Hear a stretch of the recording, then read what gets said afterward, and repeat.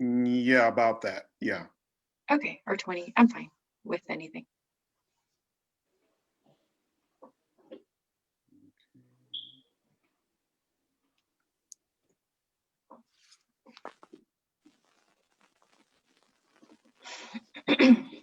So it looks like we're live. I'm going to start. Are you ready, sister? I'm ready. Okay. Bismillah ar-Rahman ar-Rahim. Assalamu alaikum. My name is Hamza Reed, and I'm the Director of Operations here at the Multicultural Center. And I'd like to welcome all of you to our Family First Center's weekly Wednesday webinar. Alhamdulillah, now it's being presented in cooperation with ISGH and An-Nisa Hope Center. So this webinar is presented every Wednesday at 11 a.m. The format usually consists of a short presentation from our speakers, followed by a question and answer session at the end, where we will field questions from the audience down in the chat box below. Today's topic is going to be preparing our children for marriage, and will be presented by Dr. Afshana Haque. A little bit about Dr. Afshana. She is an assistant professor of marriage and family therapy at the University of Houston Clear Lake, actually. She also provides therapy at her private practice and also conducts parenting and other relational and mental health workshops for various groups and organizations. So without further ado, I'd like to hand it over to Dr. Afshana. Bismillahirrahmanirrahim. Assalamu alaikum wa rahmatullahi wa barakatuh. Thank you for joining us today. Very important topic, talking to our children and preparing them for marriage. So we all know that in Islam, it's important to get married. So I wanted to review a little bit about what Islam says about marriage, right? So what is marriage in Islam? In Islam, marriage is a consensual agreement between two parties, like almost like a contract, right? You sign your nikah just like we sign a contract. And like with any other contract, with any other agreement or business arrangement, there are goals. And there again, there's agreement between two parties. So what are the ultimate goals of marriage in Islam? It's fulfilling half of our deen, right? It can be our pathway to Jannah. If our spouses are pleased with us, it can be a source of Jannah. It's protecting our chastity. It's to raise wholesome, God-loving Muslim children, to be garments for each other, right? The famous verse that everybody uses in all of their wedding cards, being garments for one another, protecting one another, building a life together. And of course, staying faithful to each other. So those are our ultimate goals for marriage, right? And then there are also things that are allowed, but they're not necessarily obligatory when it comes to finding a spouse. But unfortunately, some of these things we focus on more than we do even the things that we have to focus on.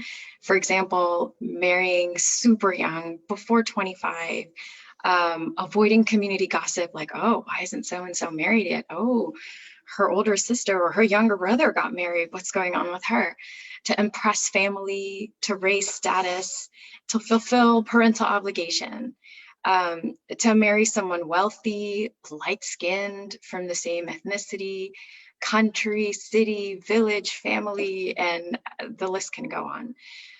So again, these are not the things that are obligatory upon us as parents to find a spouse who meet this criterion. And who they're going to marry is not in our hands as well. That's in Allah's hands. Their qadr is already written. The names of their children are already written until the day of judgment. What is the phrase? The pen has been lifted and the ink has been dried. So why do we put so much emphasis and effort on finding the perfect spouse for our child, right? For our children. So if that's not our obligation, like Dr. Haque, what is our obligation? Well, it's to raise them and prepare them to actually be successful in this ever challenging union of marriage.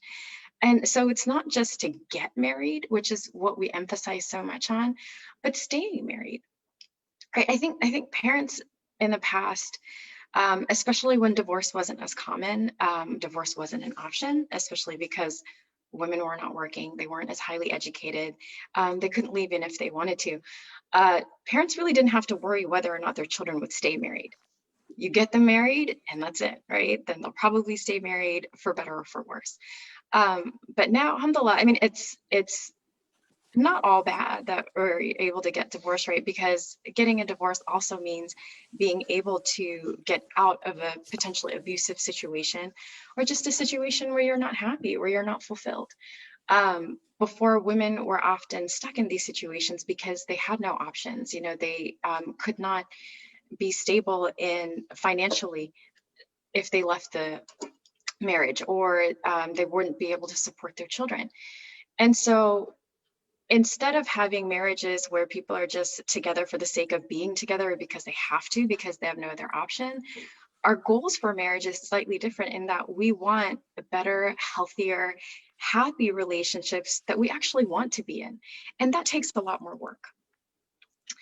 And so instead of spending so much more time looking for that perfect spouse, or convincing them that they have to get married, right? We just kind of put pressure.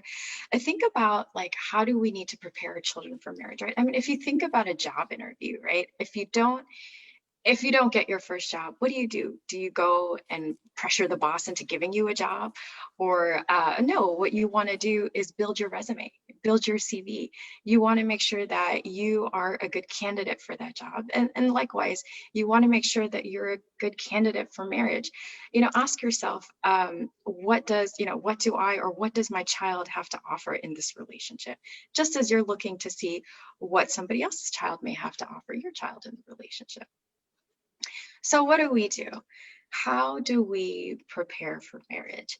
So there's a couple topics that I'm going to focus on. So a brief overview.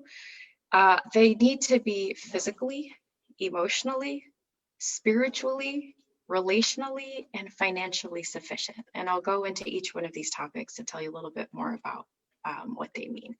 Because if they're not prepared in all of these different ways, and this is, I'm speaking for both male and female children, not just, it doesn't matter what the gender is. If they cannot even take care of themselves, how do we expect them to take care of a whole family or another person, even if they're not having children right away? We're no longer in the days where spouses are only focused on taking care of one aspect of a relationship. So thinking, okay, as long as my son is financially capable, that's it, alhamdulillah. Or as long as my daughter can take care of domestic fears, alhamdulillah. That's not necessarily the case anymore. Again, as more and more women are getting educated and have their own careers, they're also earning money. And so that means that there needs to be some help from perhaps the husband side, to be able to help with the domestic fears, to be able to help with childcare, and also to be able to offer something to their spouse, right? And again, this is really good as we progress into what marriages look like in the modern day, because you're not just sort of limited to the few things that you can do, and then developing resentment over time because you're never getting help from your partner. So if there was a strict, one partner covers financial aspects of life, the other partner covers the domestic sphere, you know, you always have, oh, all the financial pressure is on me, you don't understand, or oh, you have no idea what it's like to have 4 kids in school and COVID and homeschool, and then just kind of going nuts. Whereas if there is more of an equal partnership, then there is more of a balance and less resentment.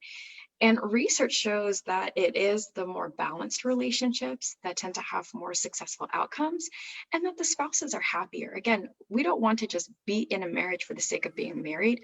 We want to have successful outcomes, and we want to have peace. We want to be that garment for each other. We want to be that path to Jannah for each other. If you're resentful and angry and upset, and there's not equity in the relationship, what are the chances that you will be a path for Jannah one another? You know, what are the chances that you will be so close to each other that you're like garments? Chances are pretty low. So these are the ways that we need to start thinking about in terms of preparing our children to have happy, healthy, successful marriages, inshallah. And also back in the day, children, well, there is this period of adolescence. So in Eastern countries, probably, you know, not Western industrialized countries, there is this concept of adolescence, right? And in other countries in the world, there, especially in previous generations, there was no time period for adolescence. You're a child, and then you grow up, and you're an adult, and you get married. my grandmother, perhaps your great grandmothers were married as young as 15, sometimes even younger, 12, 13.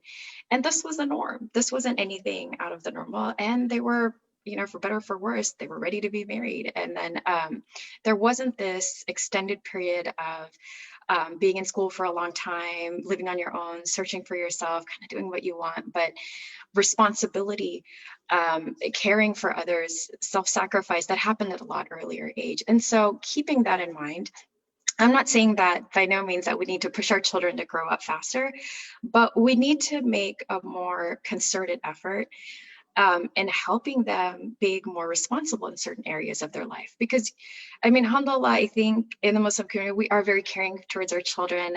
We baby them, we do everything for them, right? But that can be very shocking if they're going into this world where their parents have taken care of everything for them, or at least most of the things. And then they're jumping into this world where all of a sudden the primary responsibility is on them and they've never had practice before. So again, finding the balance of not necessarily throwing them into adulthood, but helping them, being supportive to them so that if they mess up in paying their bills or if they're not keeping up with their chores, you're able to support them in that. You're able to help them be better. Whereas if they mess up with their bills and financially in sort of the real world when they're on their own, it's a lot more complicated and we have a lot less opportunity to guide them and to help them and to support them. And it's so much easier to learn how to take care of yourself when you're on your own terms versus if you're trying to figure this out for the first time when you're already in a relationship. That requires compromise and negotiation and everything else. So making sure you have some sort of baseline before jumping into marriage, right? So parents helping children develop this foundation so that they are better prepared. So again, how do we prepare them? I think it's really important to sort of think about, maybe reflect on your own experiences. So I'm talking about in the perspective of the parents, right? When you had first gotten married, when you first entered a relationship like marriage, what did you wish you knew? What did you wish that you were prepared for? What did you wish that your parents told you? So I think that could be a really great place to start. What would have helped? Be like thinking back, I've suffered with X, Y, and Z. I wish I knew this. I wish I was helped with that. I wished this was the type of guidance that was offered to me. So definitely a great place to start. Now going off on the different topics that I discussed earlier. So learning how to take care of the children, our children, teaching them how to take care of themselves physically, emotionally, spiritually, relationally, and financially. So first topic, physically. Teaching them how to be healthy. Are they implementing balance in eating? Are they exercising? Are they grooming? This day and age, especially with social media, some of our kids may be grooming a little too much, a little bit obsessed with their appearances, right? Some of them are not, or in the opposite extreme. So finding a balance in that. Sexual health, it could be a very taboo topic. My parents never talked about it very much with me. I don't know how much parents are talking about it with their children now. But that is so very important.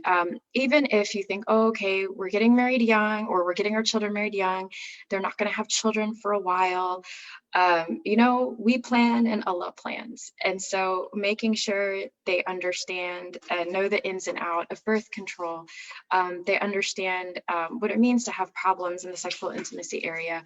If they're afraid of it, if they have concerns, you want to make sure you have a relationship where they're open to coming to you, because at this age of media and access to information, if they're not coming to you, they're doing the research on their own.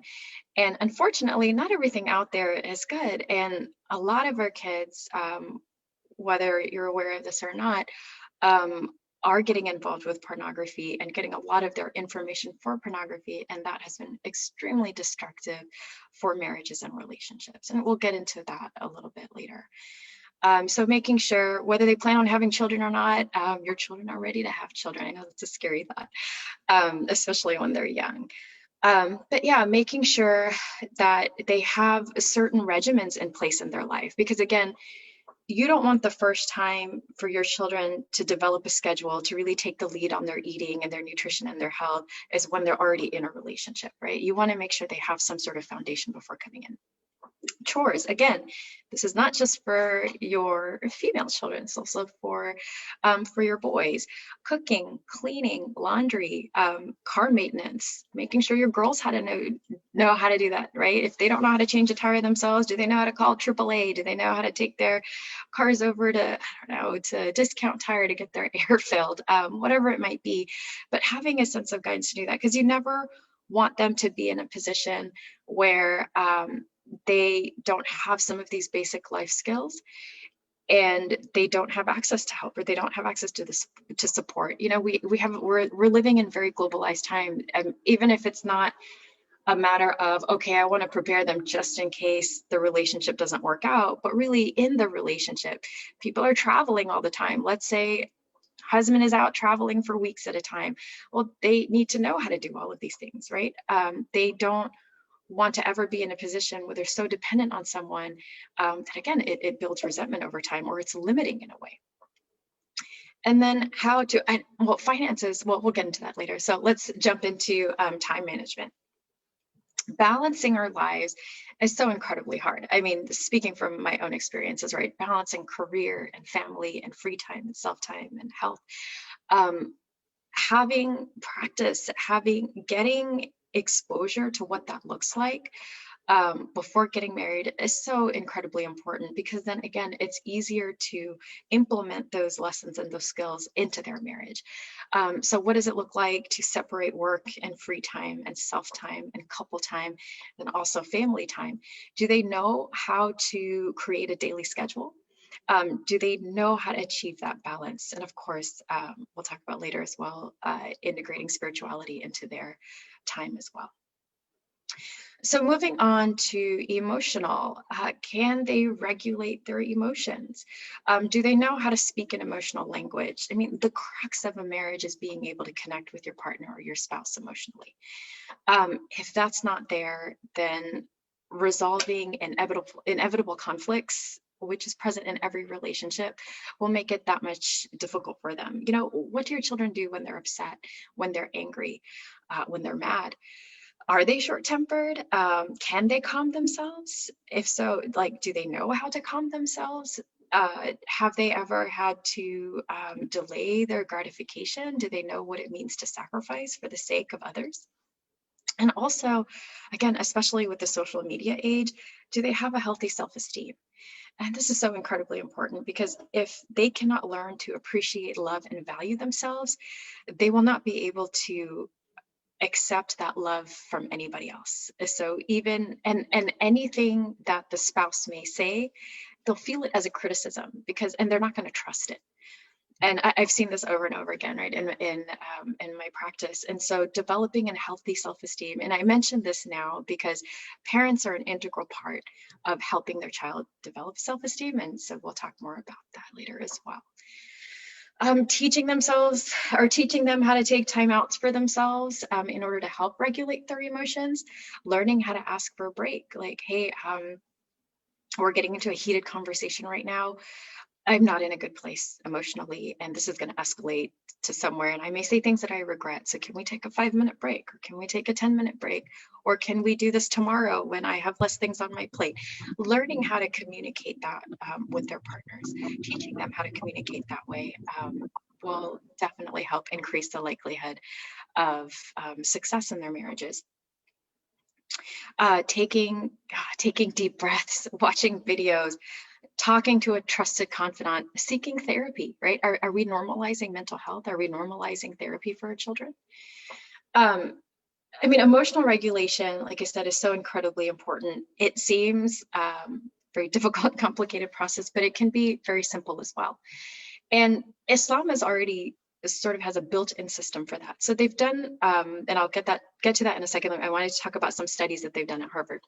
They found that if you're meditating 10 minutes every day, they saw that even after about a week, or I think it was 6 weeks, sorry, they saw after about 6 weeks, again, only 10 minutes of meditation, that there was actual increase density in the brain, in the cortical regions of the brain. And this is important because it is in these regions that help us make sound decisions, that help us take into consideration consequences, that help us connect, that help us regulate our emotions. And now what are we doing 5 times a day anyways, right? If we have the proper khushu' in our salah, then we're accomplishing the same thing. So Allah has helped us put into this built-in safety net for our relationships. If we're taking that break, if we're able to take that time out and really focus on what's important, be grateful, and just being silent even, and putting away our stresses of our daily life, then we are improving our brain so that we can handle relationships better. So subhanAllah, so being able to do these things, making sure, and eating healthy is not just about looking good and balancing your weight, right? It's also, I mean, the physical health is so deeply connected to our mental health, that when we're eating healthy, when we're eating leafy greens, when we're making sure we have enough vitamin D, when we're taking our fish oil, then we're able to, again, regulate our emotions, manage our stresses. And if we don't have these coping skills, then again, there isn't very many things that are as difficult in life as a marriage, or as a marriage can be. If we don't know how to handle difficult situations, we will have trouble handling a marriage. And again, they don't have to handle these things by themselves. What is your relationship like with them? Are you a support system? Do they have other people in their support network? Are they seeking therapy? And then being honest about not just, how wonderful your children are, but also what do they need help in? If they've asked you or talked to you about difficulty and struggling with depression, with anxiety, instead of the, it's okay, you'll get over it, tough it out, walk it off, but more, okay, what do you need? If they need to get professional help, it's okay. Every 6 months we're supposed to see our doctors who take care of our physical needs. Why is it any less important to take care of our mental health needs? And so getting that for them. If they need medication, they need medication. If medication is not an option, or you want to try other things, there are things like neurofeedback. If it's not as something that requires medication, maybe they really need to talk to somebody, figuring out some coping skills. Or of course, if medication works, having a combination with talk therapy increases successful outcomes. So again, normalizing seeking therapy. And the best way to do that is to seek it yourself, and telling them it's okay, offering them, hey, here's a list. Is there something that you need? There's no shame in it. And again, going back to the pornography and the addiction, again, if it's starting really early, unfortunately, the age of when children are seeing pornography for the first time is between 7 and 9. That's really early. And they're still growing, they're still developing. And if their reward circuitry is growing based off of addiction, or having addiction integrated in their lives at an early age, it makes it that much harder to overcome it or to cope with it later on in their lives. And it brings immense heartache and challenges. And so making sure seeking therapy as early as possible, having those open lines of communication. So again, that they feel comfortable in coming to you should they fall into these issues. And you can say, okay, it's fine. I'm not going to give my kids a phone. They're not going to have access. They're only going to do things in front of me.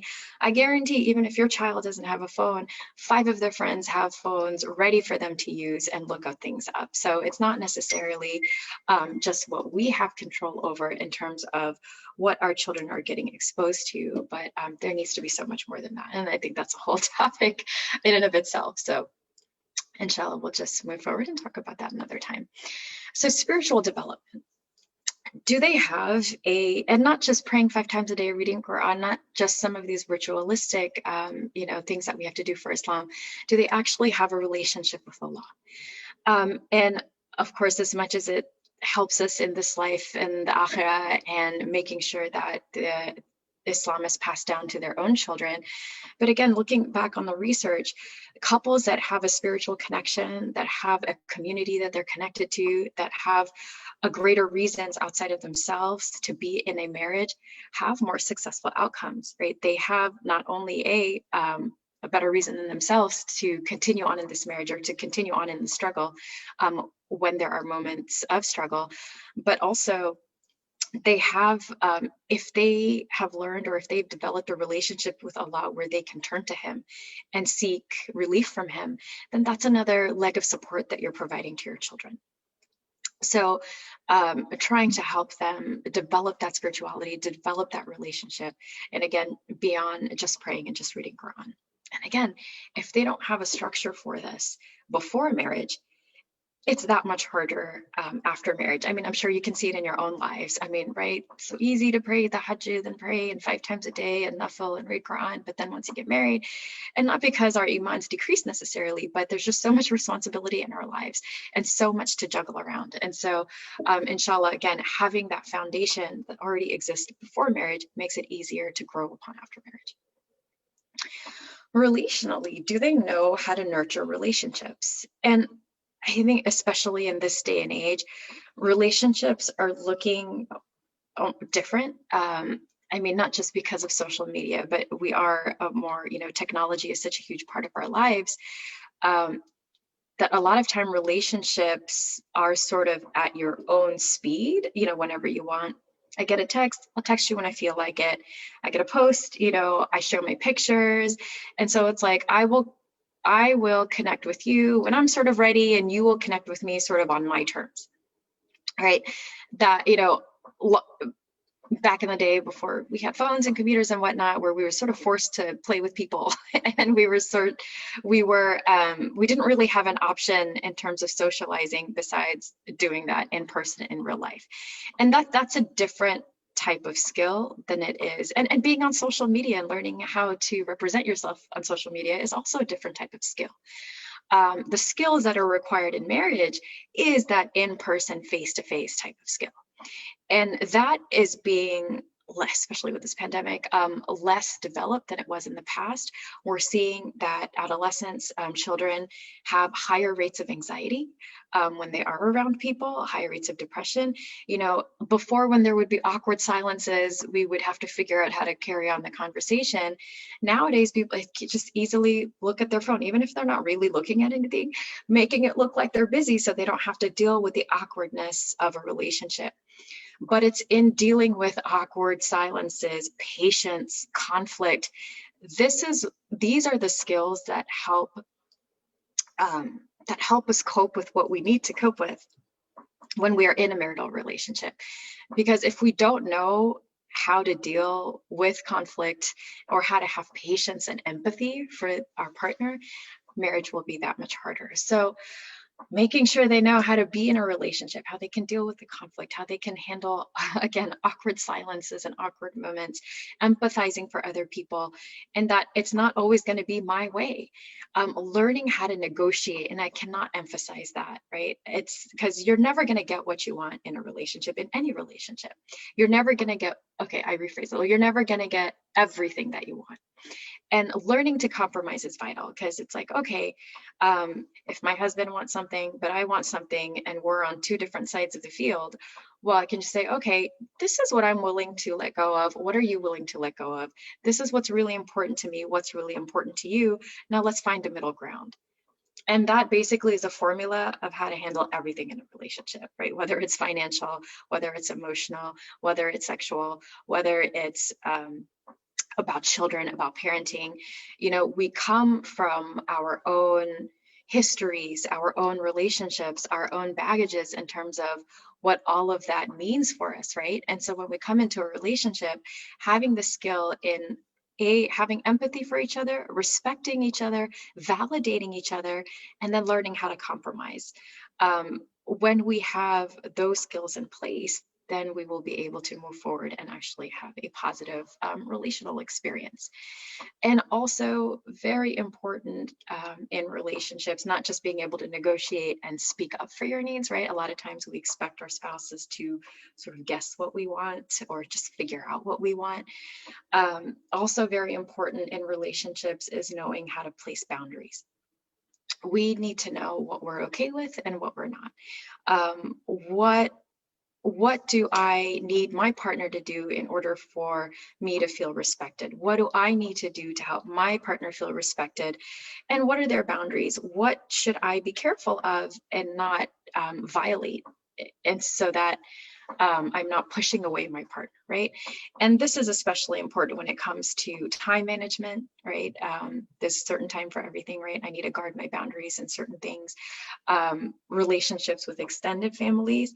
I cannot tell you how many issues come up in practice about in-laws and extended relationship and friends and, you know, I don't know, football, right? How much that if the lines are blurred and if we don't have specific times and places and rules and structure around how we're going to manage all of this, it does make relationships difficult. So teaching your children how to place boundaries respectfully is the key.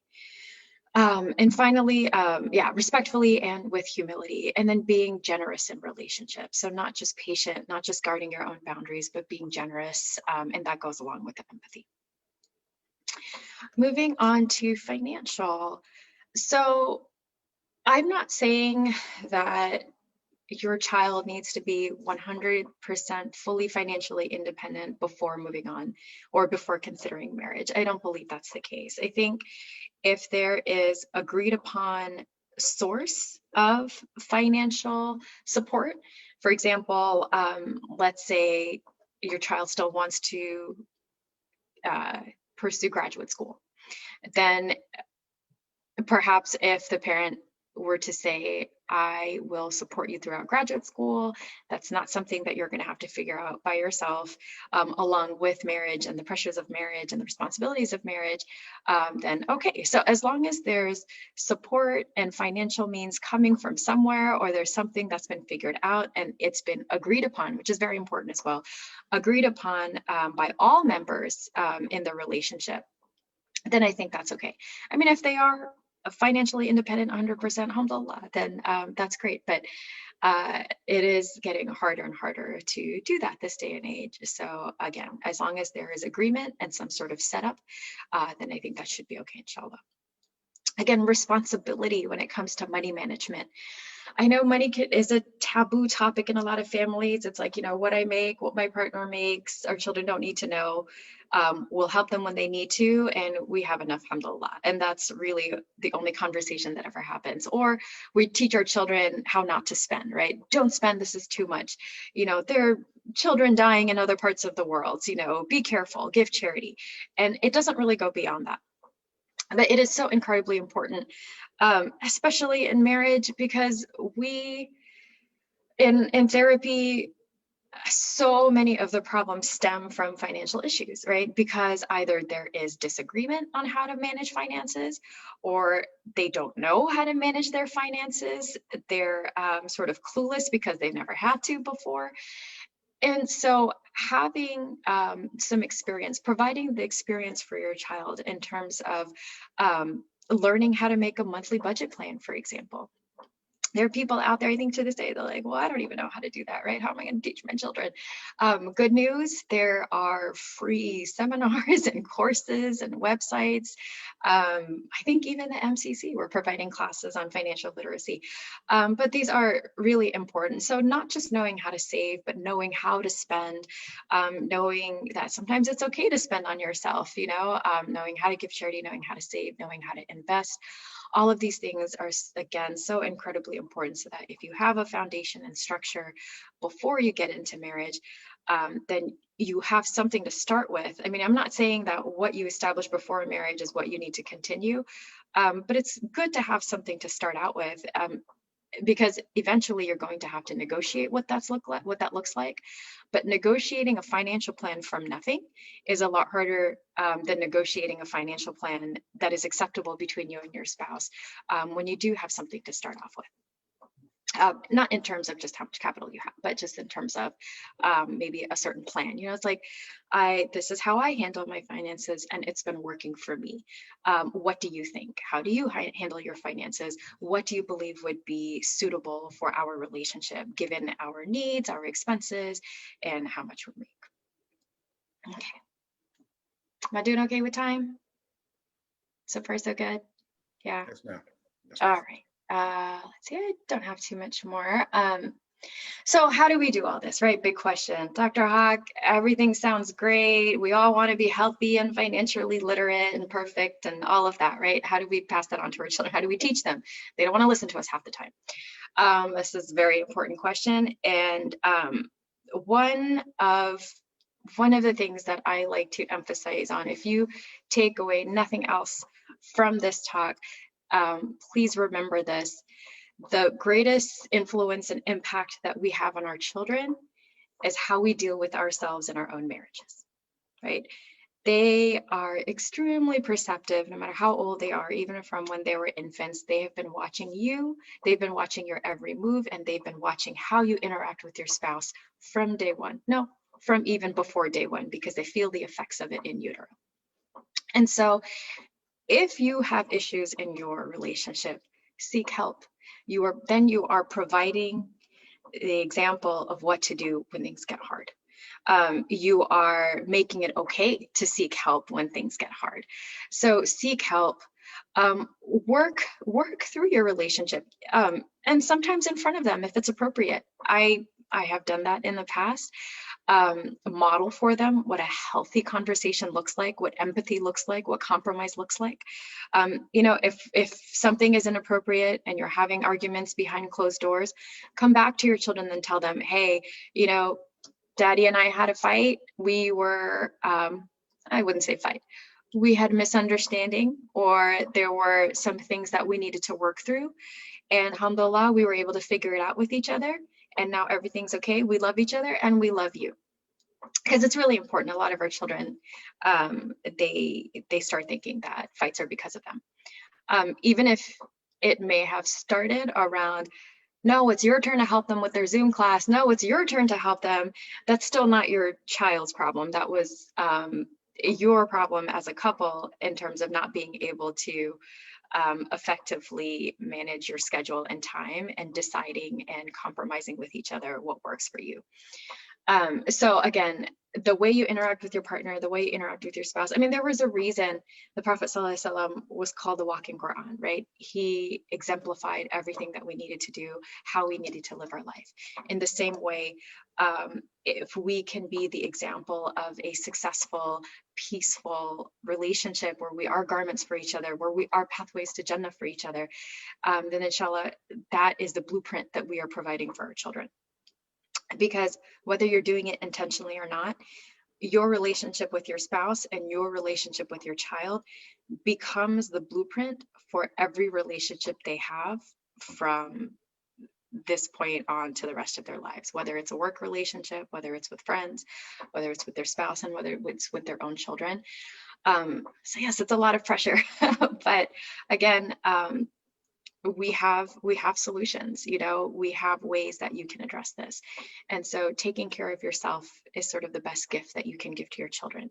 Obsessively trying to make our children do things doesn't really help, only builds resentment. But really, if you spend that energy in focusing on yourself and your relationship, it will go a lot further than sort of pushing our children to do what we believe is ideal. So let's focus a little bit on your relationship between you and your child, right? Because like I mentioned before, if you don't have a relationship with or I don't think I mentioned it this time.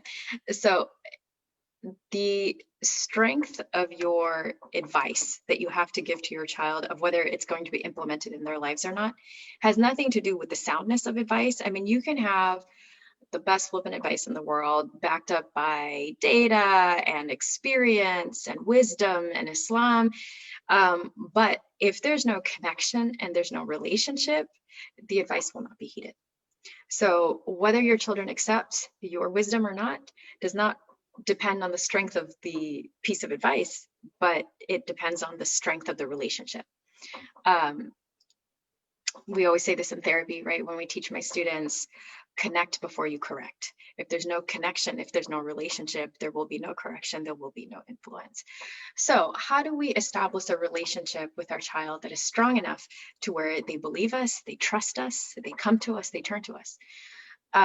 So first and foremost, spend quality time with them. an enjoyable time, not just, hey, I've noticed here are some improvements you can use in your life. Let's talk about that, right? That's not quality time. Is that important? Yes. Make time for that. That's fine. But also make sure you balance that with time that is enjoyable, and let them lead, right? If they are interested in, sports or video games or Pokemon, I don't know, whatever it is that they're interested in, spend that time with them. Let them be the guide. If they want to play board games with you, sometimes I say, especially with older children, have them teach you a new app that they're into, right? Hey, like, I don't know how to use this. I'm not as cool as you. Can you teach me? What are the new words? What's the lingo this day and age? And they love that. They're like, oh yeah, mom, let me teach you how to be cool, because you are getting a little lame, right? So just letting them lead, letting them take part, and just being fully interested in what they have to do, being genuine about it. I mean, even if it's not something interested to you, being curious about why is it that they love it so much, and then support them. And support doesn't always mean that you have the answers for them, or that you can tell them what they need to do or how to rectify their lives or themselves, but really being a listening ear, being a shoulder to cry on. Sometimes that's all they need. They need to know that you're willing to be in an experience with them and to experience those emotions with them. If all you can do is cry with them because they're heartbroken about something, that is so much more a connective experience than it is to tell them what to do or how to fix it. And a little bit of some examples of what that might look like is, if they come to you with something, say, this is what I heard you say. Did I get that right? If I was in your shoes, this is how I would feel. Is that how you feel? And sometimes I may be like, yes, that's exactly how I feel. Or no, mom, that's not how I felt at all. This is how I felt. But then, you give them that opportunity to sort of explain themselves and further dive into some of their feelings or their experience. And that's it. That's all we need to do. And that is, I think a lot of times what we forget to do is just to be there for them in a very non-threatening, non-guiding kind of way. Because why is this important? Because once our children are married, what it makes the difference between successful and unsuccessful marriages a lot of times is the amount of support system that they have. And if they remember, oh, mom and dad have always been supportive towards me, then they will come to you, they will turn to you. And that's what we want, because it's impossible for us to protect them from pain and hardship and struggle. And so for us, as parents of adult children, because that's what we do when they're younger, right? We help them learn to walk. We grab their arms so they don't run into the street. We do a lot of preventative work. But when they're adult children, after a certain age, we don't have control over them, right? I don't think we ever did, but it's a lot less than maybe we might have had in the past. And so instead of more preventative measures after a certain point, we need to be there in the aftermath, right? We need to be there as support systems when they need to come to us. Because how horrible would it be if our children were, like I said, painful struggles and challenges is inevitable if they are in these situations, but they didn't come to us because they didn't feel connected. They don't feel like we would support them. Perhaps they feel embarrassed or ashamed, or if they turn to someone else and they may not get the kind of support that you could have provided to them. Another way to connect with our children is sharing stories of your past, your family struggles, intergenerational stories, just feeling connected, helping them develop their sense of identity. And children, they respond to love. They respond to mercy. They don't respond to criticism. And that's everybody, right? When you're in a work relationship, I talk about this all the time in every one of my talks. They, when they come to you, that's usually like that Oreo cookie or that sandwich method. You tell them what they're good at first, and then you very gently slide in, this is what you can do better, and then you end with something positive. And that works great. In intimate relationships, it's actually a little bit harder than that, or it requires more than that. And a lot of people are shocked by this number, but it's a 5-to-1 ratio, and they've got it down to a science. So they've found when you are in a intimate relationship, before bringing up a criticism or, hey, this is what I need you to do better, tell them 5 different ways that they're already doing great. right? That takes down the defenses, because when you immediately come to someone and say, this is what you've done, please fix it, they're in a defensive position. So I use the example of dishes last time. It's like, hey, you know, to your husband, you haven't done the dishes, go do them. They've been sitting there for a week. Immediately it's like, but I've taken out the trash. I've helped the kids with homework. I've, you know, mopped the floors. I've done the laundry. You don't appreciate anything that I do. All you see are my mistakes, right? You know, that's sort of our natural instinct. It's a reflexive reaction. Whereas if you start out with, hey, honey, I've noticed you've done the laundry. I love the way you're playing with our kids. You know, you took out the trash. This is great. And then so immediately they don't have to come up with all of these sort of retaliations and trying to prove their worth to you, right? They're just like, oh, okay. She sees me. She sees how much good I have, the impact that I have on this family. Okay, what else does she need? Perhaps I'm missing something. You know, they're in a better state. They're in a better mindset to actually be receptive to what you have to say. And so the same goes with children, right? Being like, you know, I love the way you did your homework. You've been so good. You've been praying, you know, all of those things. When we come to them with love, when we come to them with mercy, when we praise them and focus on their strengths instead of their, you know, what they're not good at, their challenges, then it is a lot, it is easier to connect with them and foster that nurturing relationship. And finally, what I wanted to end with, I think I had a couple other things, but I'm looking at my time and I wanted to make sure there's enough time for question and answer. But I wanted to end with managing our expectations as parents. And so who we want our children to marry, probably 9 out of 10 times may not be who they end up marrying, right? I mean, I started early. I tell my daughter, your husband needs to have, you know, at a minimum of 2 to 3 doctorate degrees, whatever field is fine, prays 5 times a day, has the Quran memorized. And she's like, okay, mom, okay. She's 9 years old. And so you know, our expectations, which, I mean, of course, I say in jest, I know none of that's going to happen, right? But, or it may, right?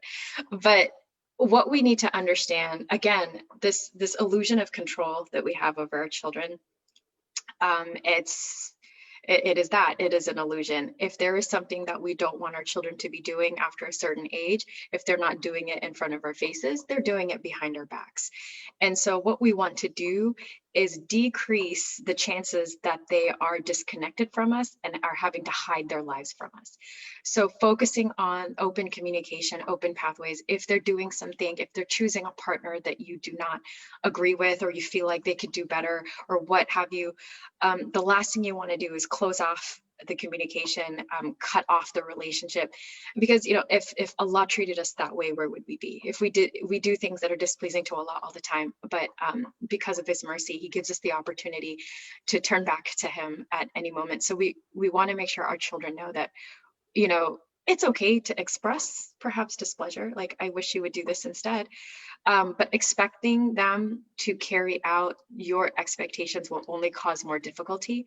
Again, our job as parenting adult children is no longer preventative. It's more so, hey, this is the advice that I can give you. And remember, the weight of that advice is dependent on the closeness of the relationship. This is what I think may be best for you. What do you think?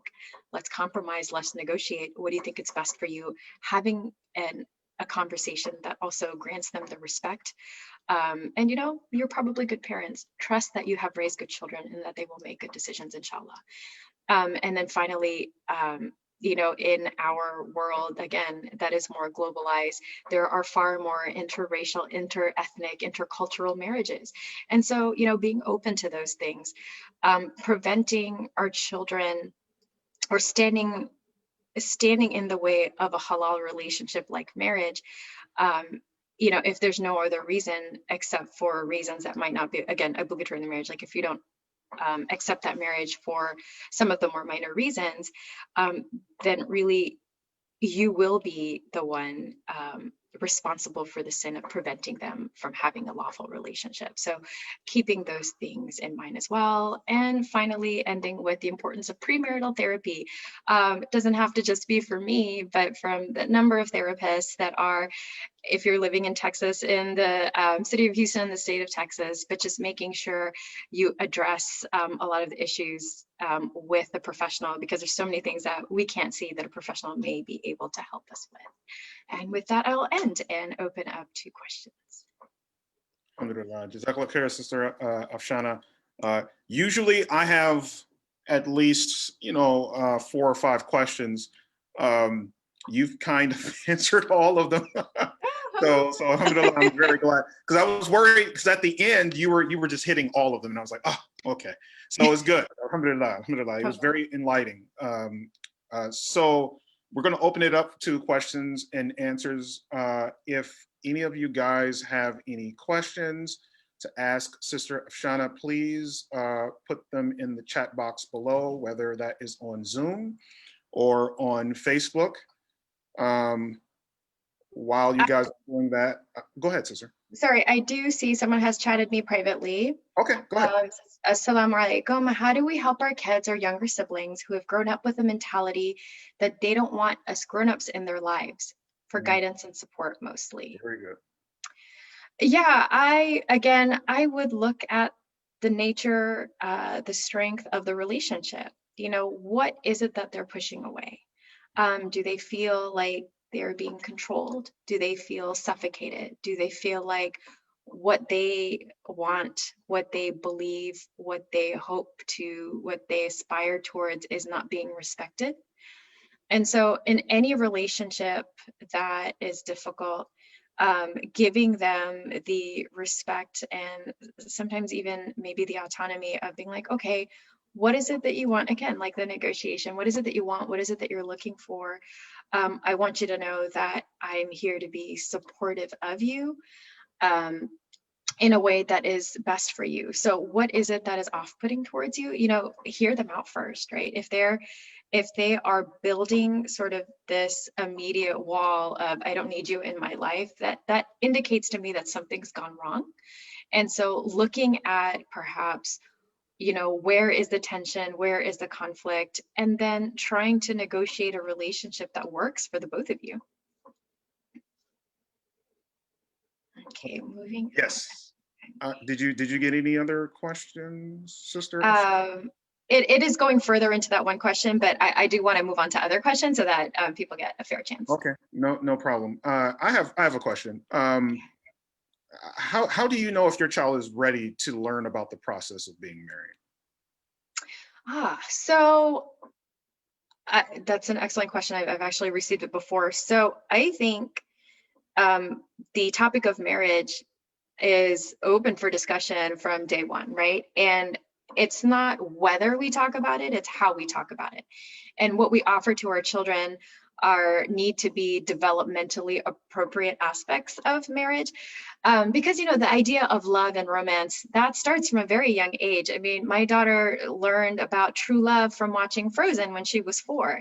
And so, and then when we had gone to my brother-in-law's wedding, she was like, oh, who's that lady? And I was like, that's his true love. And she was like, oh, and she understood, right? Otherwise, I didn't know how else to explain it to her.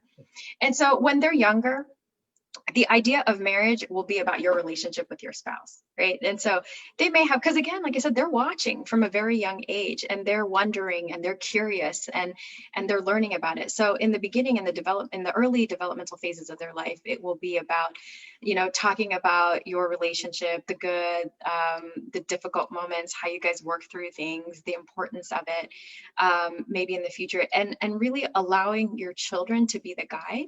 So if they have certain questions on certain topics, offering them answers that are developmentally appropriate. And again, you won't know what they're curious about unless you have that open relationship and they feel comfortable enough coming to you with their questions. So that's always where you start. And then when you've provided that space and that platform, then they will be coming to you with their questions and you can offer the information that they need that's appropriate. And also, if they're not coming to you, then asking them from time to time, hey, do you ever wonder about this? Because like I said, if they're not getting the information from you, then they're getting it from every other source that's out there. Jazakallah khair. Okay, we have time for one more question. Assalamu alaikum. How do you talk to your grown-up children about marital issues that they're currently having? Real issues. It depends on the issue, of course.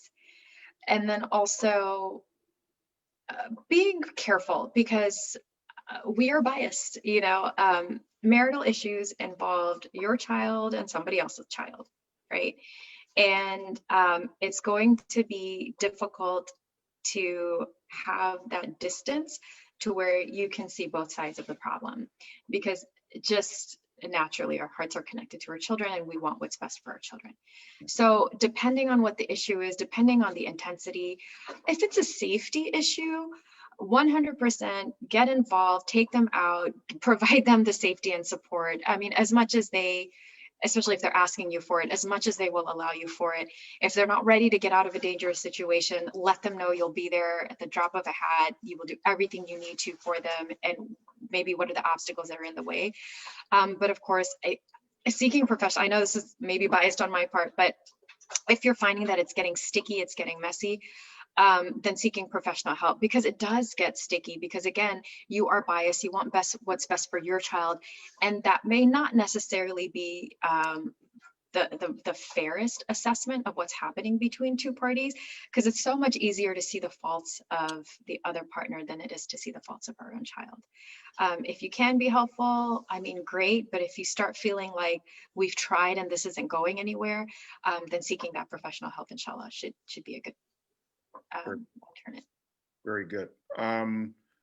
What if someone wants to, talk to you privately or anything like that? Do you have a phone number that they can contact?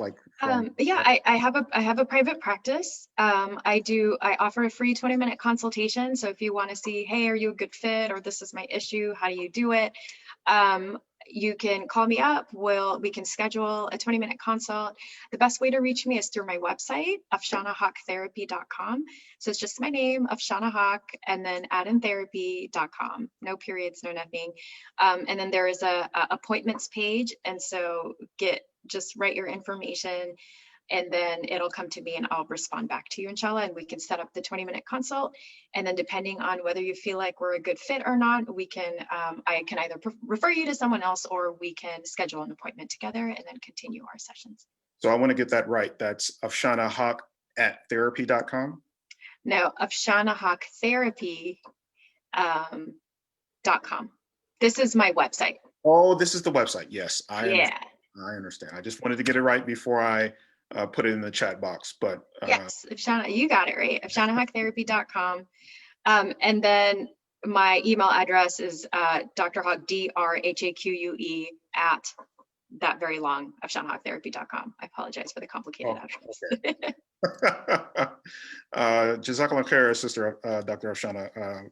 Thank you for that important and impactful presentation. And I'd like to thank you all for tuning in to our Family First weekly webinar. Be sure to meet us each week on Wednesday, where we'll be discussing a different topic every Wednesday at 11 a.m.